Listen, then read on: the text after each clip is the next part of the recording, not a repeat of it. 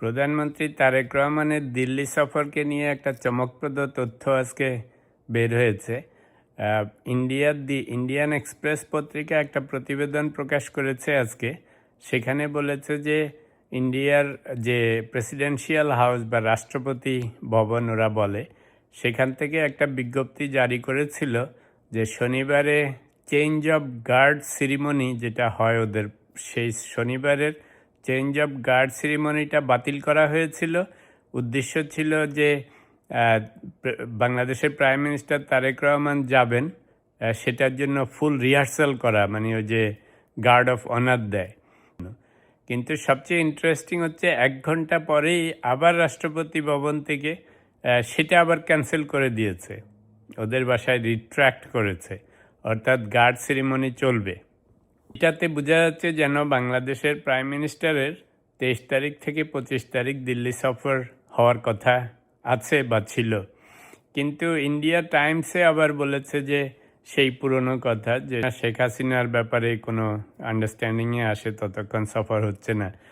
তো দুটা খুবই ইন্টারেস্টিং কাহিনী। বিশেষ করে পত্রপত্রিকায় তো আজকাল সবসময় অনেক কিছু লিখছে, কিন্তু রাষ্ট্রপতি ভবন থেকে change of guard ceremony cancel করে দিয়ে প্রাইম মিনিস্টারের জন্য গার্ড অফ অনারের রিহার্সাল হবে, সেটা আবার 1 ঘন্টা পরে ক্যান্সেল করাটা সত্যিকার অর্থে রহস্যজনক।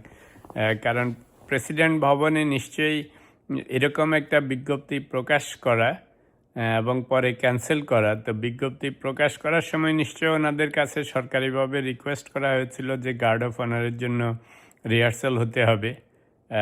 তো সেটার ভিত্তিতে নিশ্চয়ই ওনারা করেছিলেন, কিন্তু উইদিন অ্যান আওয়ার সেটা আবার ক্যান্সেল করেছেন। খুবই ইন্টারেস্টিং।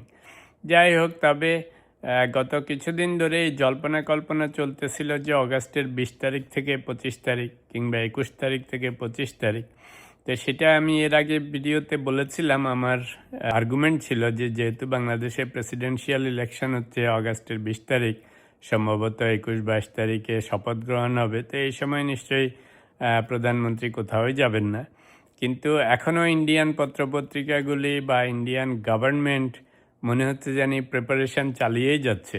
এখন আবার নতুন গুজব হচ্ছে 23 তারিখ থেকে 25 তারিখ, যদিও সরকারিভাবে কেউ বলে নাই, বাংলাদেশের গভর্নমেন্টও বলে নাই, ওদেরও ইন্ডিয়ান গভর্নমেন্টও বলে নাই।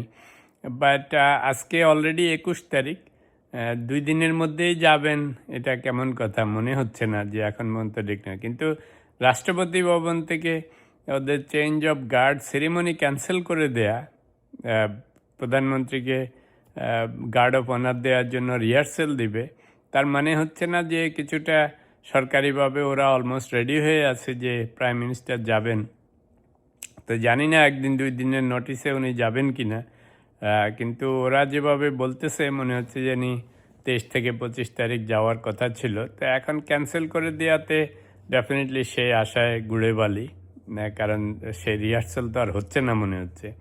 যাই হোক, ইন্ডিয়ার পত্রপত্রিকাগুলিও বাংলাদেশের প্রাইম মিনিস্টারকে নিয়ে সাংঘাতিক ব্যস্ত এখন।